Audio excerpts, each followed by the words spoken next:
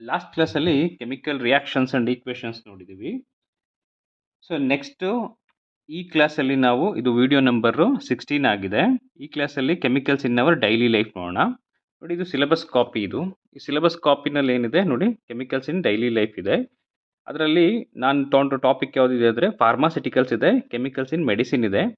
ಫಾರ್ಮಾಸಿಟಿಕಲ್ಸಲ್ಲಿ ಜೊತೆಗೆ ಯಾವುದು ಆ್ಯಂಟಾಸಿಡ್ ಇದೆ. ಕೆಮಿಕಲ್ಸ್ ಇನ್ ಮೆಡಿಸಿನಲ್ಲಿ ಆ್ಯಂಟಾಸಿಡ್ಸು, ಡಿಸ್ಇನ್ಫೆಕ್ಟೆಂಟ್ಸು, ಆಂಟಿಸೆಪ್ಟಿಕ್ಕು, ಅನಾಲ್ಜಸಿಕ್, ಆ್ಯಂಟಾಸಿಡ್ಡು, ಆ್ಯಂಟಿಬಯೋಟಿಕ್ಸ್ ಇದೆ.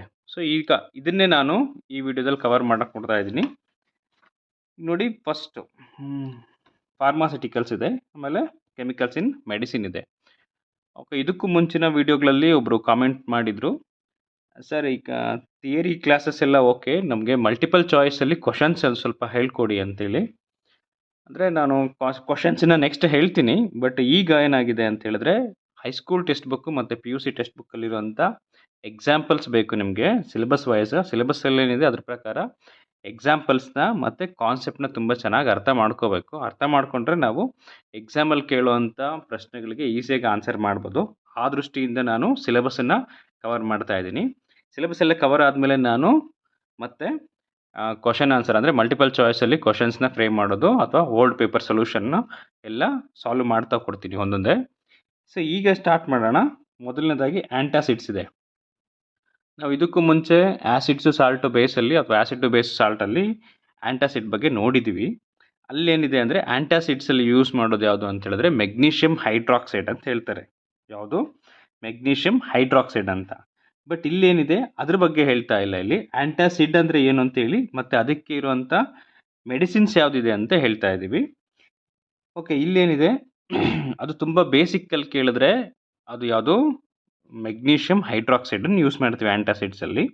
ಸ್ವಲ್ಪ ಅಡ್ವಾನ್ಸ್ ಆಗಿ ಅಂದರೆ ಫಾರ್ಮಾಸಿಟಿಕಲ್ಸ್ ಬೇಸ್ ಮೇಲೆ ಏನಾದರೂ ಕೇಳಿದ್ರೆ ನಾವು ಇಲ್ಲಿರೋ ಎಕ್ಸಾಂಪಲ್ಸ್ನ ನೆನ್ಪಿಟ್ಕೋಬೇಕು. ನೋಡಿ, ಈಗ ಆ್ಯಂಟಾಸಿಡ್ಸ್ ಅಂದರೆ ಏನು? Over production of acid in the stomach causes irritation and pain. This is called acidity ಅಂತ. ಅಸಿಡಿಟಿ ಆಗುತ್ತೆ. ಅಂದರೆ ನಾನು ಇದಕ್ಕೆ ಎಕ್ಸ್ಪ್ಲನೇಷನ್ ಎಲ್ಲ ಯಾಕೆ ಹೇಳ್ತಾ ಇದ್ದೀನಿ ಅಂತ ಹೇಳಿದ್ರೆ, ಈಗ ಎಕ್ಸಾಮ್ ಇರೋದು ನಿಮಗೆ ಒಂದು ಮಲ್ಟಿಪಲ್ ಚಾಯ್ಸಲ್ಲೂ ಇರುತ್ತೆ, ಇನ್ನೊಂದು ಡಿಸ್ಕ್ರಿಪ್ಟಿವ್ ಫಾರ್ಮಲ್ಲೂ ಇರುತ್ತೆ. ಡಿಸ್ಕ್ರಿಪ್ಟಿವ್ ಫಾರ್ಮಲ್ಲೂ ನಿಮಗೆ 2 ಮಾರ್ಕ್ಸಿಗೆ ಕ್ವಶನ್ಸ್ ಇರುತ್ತೆ. ಸೊ ಹಾಗಿದ್ದಾಗ ನಾವು ಅದಕ್ಕೆ ಆನ್ಸರ್ ಬರೀಬೇಕು ಅಂತ ಹೇಳಿದ್ರೆ ಸೊ ನಮಗೆ ಅದ್ರ ಬಗ್ಗೆ ಸ್ವಲ್ಪ ಡೆಫಿನೇಷನ್ ಆದರೂ ನೆನಪಿರ್ಬೇಕಲ್ವಾ. ಸೊ ಹಾಗಾಗಿ ಇದನ್ನು ಡೆಫಿನೇಷನ್ಸ್ ಎಲ್ಲ ತುಂಬ ಚೆನ್ನಾಗಿ ಪ್ರಾಕ್ಟೀಸ್ ಮಾಡ್ಕೋಬೇಕು ತಾವು. ನೆಕ್ಸ್ಟ್ ನೋಡಿ, ಯಾವುದು ಅಸಿಡಿಟಿ ಅಂತ ಹೇಳ್ತೀವಿ. ಸೊ ಓಕೆ, ಅಸಿಡಿಟಿ ಅಂದರೆ ಓವರ್ ಪ್ರೊಡಕ್ಷನ್ ಆಫ್ ಆ್ಯಸಿಡ್. ಯಾವ ಆ್ಯಸಿಡ್ ಅಂತ ಹೇಳಿದ್ರೆ ಅದು ಹೈಡ್ರೋಕ್ಲೋರಿಕ್ ಆ್ಯಸಿಡ್. ಸ್ಟಮಕಲ್ಲಿ ರಿಲೀಸ್ ಆಗೋದು HCl, ಹೈಡ್ರೋಕ್ಲೋರಿಕ್ ಆ್ಯಸಿಡ್. ಅದರ ಕಾನ್ಸಂಟ್ರೇಷನ್ ಜಾಸ್ತಿ ಆದಾಗ ಏನಾಗುತ್ತೆ, ಅದು ಅಸಿಡಿಟಿ ಅಂತೇಳಿ ಕರಿತೀವಿ. ಅದನ್ನು ನಾವು ಕಡಿಮೆ ಮಾಡೋದಕ್ಕೆ ಆ್ಯಂಟಾಸಿಡ್ಸ್ನ ಯೂಸ್ ಮಾಡ್ತೀವಿ. Okay, antacids are chemicals which neutralise excess acid ಅಂತ. ಅಂದರೆ ಹೊಟ್ಟೆ ಒಳಗಡೆ ರಿಲೀಸ್ ಆಗಿರುವಂಥ ಹೈಡ್ರೋಕ್ಲೋರಿಕ್ ಆ್ಯಸಿಡನ್ನು ನ್ಯೂಟ್ರಲೈಸ್ ಮಾಡಲಿಕ್ಕೆ ಯೂಸ್ ಮಾಡೋದು ಯಾವುದು ಅಂತ ಹೇಳಿದ್ರೆ ಅದು ಆ್ಯಂಟಾಸಿಡ್ಸು. ಹೈಸ್ಕೂಲ್ ಟೆಕ್ಸ್ಟ್ ಬುಕ್ಕಲ್ಲಿ ಯಾವುದಿದೆ? ಮೆಗ್ನೀಷಿಯಮ್ ಹೈಡ್ರಾಕ್ಸೈಡ್ ಇದೆ. ಬಟ್ ಇಲ್ಲೇನಾಗಿದೆ, ಇಲ್ಲಿ ಯಾವ್ದು ಕೊಟ್ಟಿದ್ದಾರೆ ಅಂದರೆ ಸೋಡಿಯಂ ಬೈಕಾರ್ಬೋನೇಟ್. ಈ ಎಕ್ಸಾಂಪಲ್ಸು ಅಥೆಂಟಿಕೇಟೆಡ್ ಸೋರ್ಸಿಂದನೇ ತೊಗೊಂಡಿರೋದು. ಅಂದರೆ ಕಂಪ್ಲೀಟಾಗಿ PUC ಟೆಕ್ಸ್ಟ್ ಬುಕ್ಕಿಂದನೇ ಈ ಎಕ್ಸಾಂಪಲ್ಸನ್ನು ತೊಗೊಂಡಿರೋದು. ಅದು ಬಿಟ್ಟರೆ ಬೇರೆ ಯಾವ ಸೋರ್ಸು ಇಲ್ಲ, ಅಥೆಂಟಿಕೇಟೆಡ್ ಸೋರ್ಸ್ ಅಂತೇಳಿ. ಸೊ ಹಾಗಾಗಿ ಇದರಲ್ಲಿರುವಂಥ ಎಕ್ಸಾಂಪಲ್ಸು ಮೋಸ್ಟ್ ಇಂಪಾರ್ಟೆಂಟು ಈ ಕಾನ್ಸೆಪ್ಟಿಗೆ. ಸೊ ಹಾಗಾಗಿ ಈ ಎಕ್ಸಾಂಪಲ್ಸ್ನ ತುಂಬ ಚೆನ್ನಾಗಿ ನೆನ್ಪಿಟ್ಕೊಳ್ಳಿ.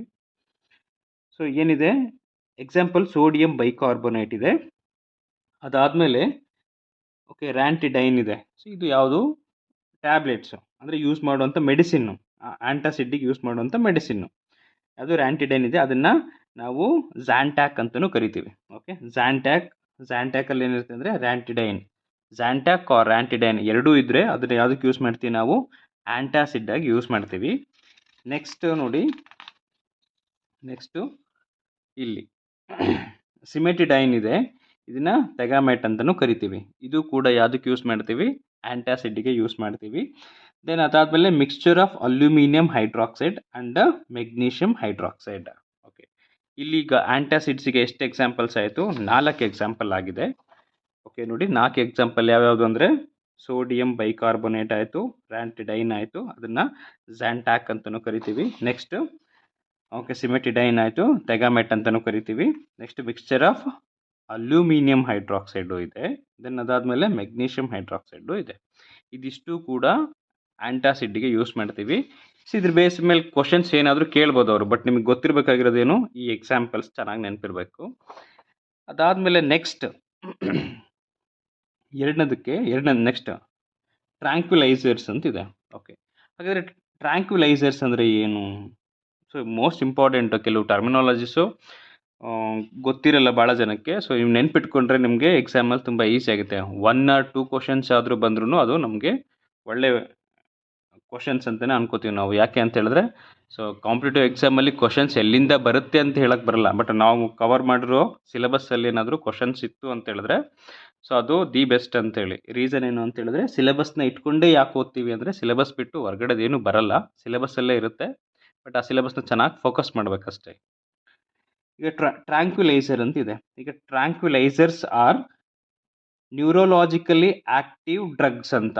ಇದು ತುಂಬ ಚೆನ್ನಾಗಿ ನೆನ್ಪಿಟ್ಕೋಬೇಕು. ಯಾವುದು? ಟ್ರ್ಯಾಂಕ್ವಿಲೈಸರ್ ಅಂದರೆ ಏನು? ನ್ಯೂರೋಲಾಜಿಕಲಿ ಆಕ್ಟಿವ್ ಡ್ರಗ್ಸ್ ಅಂತೇಳಿ. So which are used for the treatment of stress and mental diseases. ಈಗ ಗೊತ್ತಾಯ್ತು ನಿಮಗೆ ಟ್ರ್ಯಾಂಕ್ವಿಲೈಸರ್ಸ್ ಅಂದರೆ ಇದು ಟ್ರೀಟ್ಮೆಂಟ್ ಯಾವುದು ಕೊಡ್ತೀವಿ ಅಂದರೆ ನ್ಯೂರೋಲಾಜಿಕಲಿ ಆ್ಯಕ್ಷನ್ಗೆ. ಅಂದರೆ ಏನು? ಸ್ಟ್ರೆಸ್ಸು ಮತ್ತು ಮೆಂಟಲ್ ಡಿಸೀಸಸ್ ಯಾರಿಗಾದ್ರೂ ಇದ್ದರೆ ಅವರಿಗೆ ಕೊಡೋವಂಥ ಟ್ರೀಟ್ಮೆಂಟನ್ನು ನಾವು ಟ್ರ್ಯಾಂಕ್ವಿಲೈಸರ್ಸ್ ಅಂತ ಕರಿತೀವಿ. ಆ ಟ್ರೀಟ್ಮೆಂಟ್ ಯಾವ್ಯಾವುದು ಎಕ್ಸಾಂಪಲ್ಸ್ ಇದೆ ನೋಡಿ ಇಲ್ಲಿ.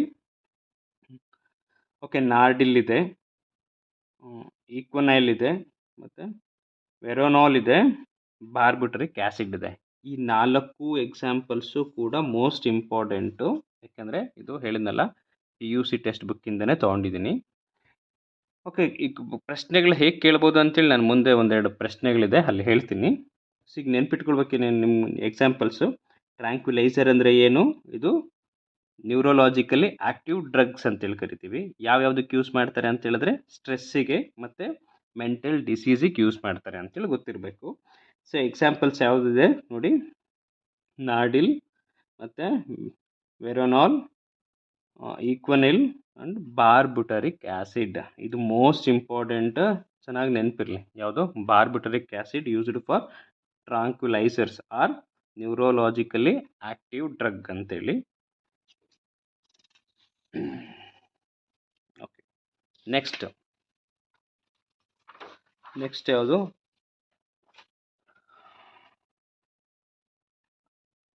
ಅನಾಲ್ಜೆಸಿಕ್ಸ್ ಅಂತಿದೆ. ಯಾವುದು? ಅನಾಲ್ಜೆಸಿಕ್ಸ್ ಅಂತ. ಅನಾಲ್ಜೆಸಿಕ್ಸ್ ಏನಕ್ಕೆ ಯೂಸ್ ಮಾಡ್ತೀವಿ? ಇಲ್ಲಿ ಟ್ರ್ಯಾಂಕ್ವಿಲೈಸರ್ ಆಯಿತು, ಇಲ್ಲಿ ಅನಾಲ್ಜೆಸಿಕ್ಸ್ ಅಂತಿದೆ. Analgesics are chemicals used to reduce body pain. ನೋಡಿ, ಬಾಡಿ ಪೇಯ್ನನ್ನು ರಿಡ್ಯೂಸ್ ಮಾಡೋ ಅಂಥ ಟ್ರೀಟ್ಮೆಂಟ್ಗೆ ಯಾವುದು ಅಂತ ಹೇಳಿದ್ರೆ ಅದು ಅನಾಲ್ಜೆಸಿಕ್ಸ್ ಅಂತೇಳಿ. Without causing impairment of consciousness, ಅಂದರೆ ಕಾನ್ಷಿಯಸ್ನೆಸ್ಗೆ ಯಾವುದೇ ಡ್ಯಾಮೇಜ್ ಮಾಡದೆ ಬಾಡಿ ಪೇಯ್ನನ್ನು ಕಡಿಮೆ ಮಾಡುವಂಥದ್ದು ಯಾವುದು ಅಂತ ಹೇಳಿದ್ರೆ ಅದನ್ನು ಅನಾಲ್ಜೆಸಿಕ್ಸ್ ಅಂತ ಕರಿತೀವಿ. ಹಾಗಾದರೆ ಅನಾಲ್ಜೆಸಿಕ್ಸಲ್ಲಿ ನೋಡಿ 2 ಟೈಪ್ಸ್ ಇದೆ. ಒಂದು ನಾನ್ ನಾರ್ಕೋಟಿಕ್ ಅನಾಲ್ಜೆಸಿಕ್, ಇನ್ನೊಂದು ನಾರ್ಕೋಟಿಕ್ ಅನಾಲ್ಜೆಸಿಕ್ಸ್ ಅಂತೇಳಿ. 2 ಟೈಪ್ಸ್ ಚೆನ್ನಾಗಿ ಗೊತ್ತಿರಬೇಕು. ಸೊ ಇಲ್ಲಿ ನಾನ್ ನಾರ್ಕೋಟಿಕ್ ಅನಾಲ್ಜೆಸಿಕ್ಸಿಗೆ ಎಕ್ಸಾಂಪಲ್ ಯಾವುದು? ಆಸ್ಪಿರಿನ್. ಇದು ನಾರ್ಕೋಟಿಕ್ ಅನಾಲ್ಜೆಸಿಕ್ಸ್ ಅಂದರೆ ಅದು ಮಾರ್ಫಿನ್. ಇವೆರಡು ತುಂಬ ಚೆನ್ನಾಗಿ ನೆನಪಿರಬೇಕು. ಇಲ್ಲಿ ನಾನು ಬರೆದಿರೋ 2 ಎಕ್ಸ್ಟ್ರಾ ನಿಮಗೆ ಗೊತ್ತಾಗಲಿ ಅನ್ನೋ ಕಾರಣಕ್ಕೆ ಎಕ್ಸ್ಟ್ರಾ ಎಕ್ಸಾಂಪಲ್ಸ್ ಇದು. ಬಟ್ ಟೆಕ್ಸ್ಟ್ ಬುಕ್ಕಲ್ಲಿರೋ ಎಕ್ಸಾಂಪಲ್ ಯಾವುದು ಅಂತ ಹೇಳಿದ್ರೆ PU ಟೆಕ್ಸ್ಟ್ ಬುಕ್ಕಲ್ಲಿ ಆಸ್ಪಿರಿನ್ನು, ಮಾರ್ಫಿನ್ ಇವೆರಡು ಎಕ್ಸಾಂಪಲ್ಸು. ಇದು ನಿಮಗೆ ಗೊತ್ತಾಗಲಿ ಅಂತೇಳಿ ಬರೆದಿದ್ದೀನಿ ಅಷ್ಟೇ.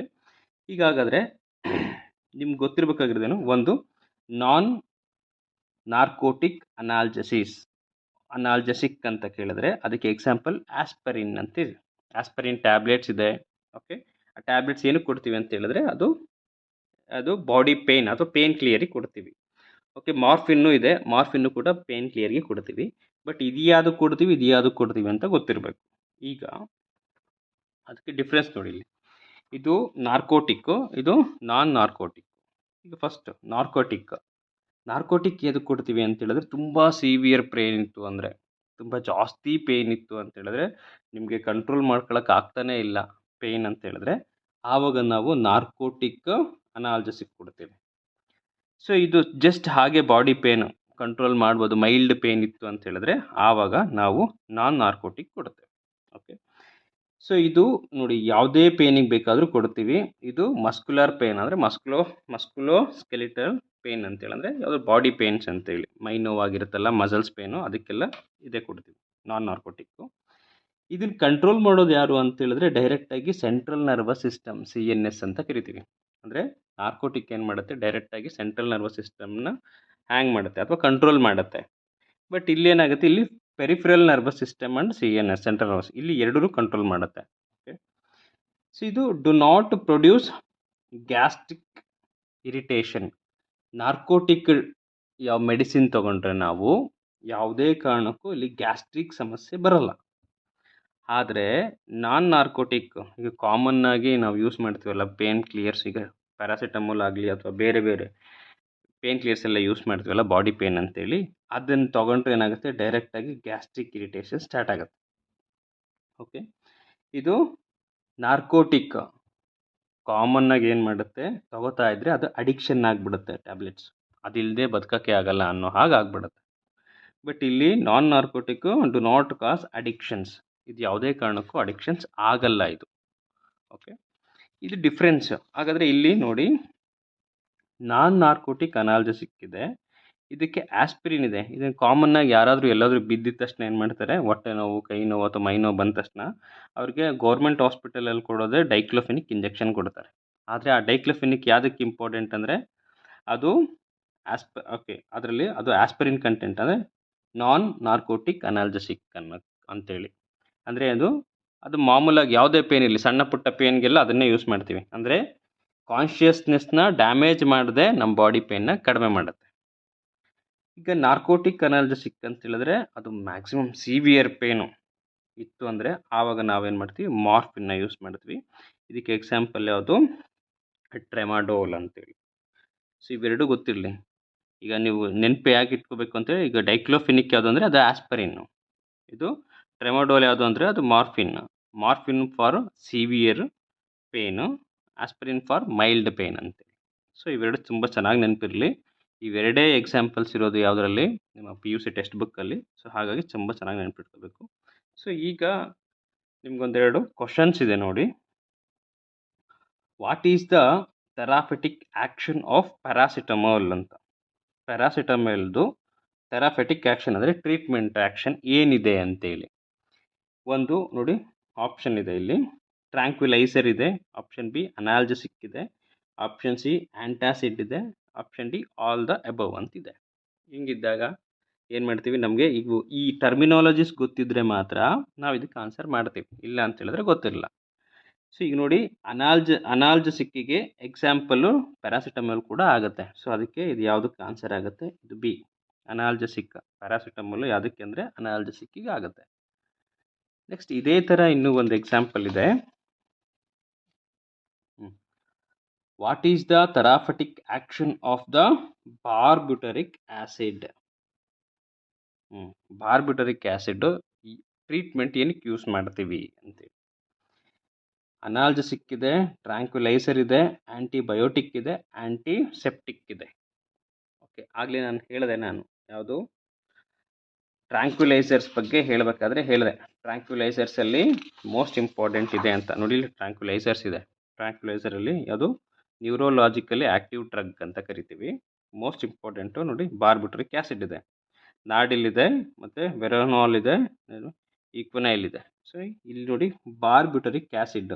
ಸೊ ಅದಕ್ಕೆ ಆನ್ಸರ್ ಯಾವುದಾಗುತ್ತೆ, ಬಿ ಟ್ರ್ಯಾಂಕ್ವಿಲೈಸರ್ ಆಗುತ್ತೆ. ಸೊ ಇದೇ ಥರ ಕ್ವಶನ್ಸು ಎಕ್ಸಾಮಲ್ಲಿ ಬರುತ್ತೆ. ಸೊ ಇನ್ನು ಸಿಲೆಬಸ್ ತುಂಬ ಇದೆ. ಸೊ 1 by 1 ಹೇಳ್ತೀನಿ. ಸದ್ಯಕ್ಕೆ ಈ ವಿಡಿಯೋನ ಇಲ್ಲಿಗೆ ಮುಗಿಸ್ತಾ ಇದ್ದೀನಿ. ಸೊ ನಾನು ಮುಂದಿನ ಪಾರ್ಟಲ್ಲಿ ಮಿಕ್ಕಿರೋದನ್ನ ಕಂಟಿನ್ಯೂ ಮಾಡ್ತೀನಿ. ಸೊ ಈ ವಿಡಿಯೋ ನಿಮ್ಗೆ ಇಷ್ಟ ಆಗಿದರೆ ಶೇರ್ ಮಾಡಿ, ಲೈಕ್ ಮಾಡಿ, ಸಬ್ಸ್ಕ್ರೈಬ್ ಮಾಡಿ. Thank you. ಒಳ್ಳೆಯದಾಗಲಿ. ಜೈ ಹಿಂದ್.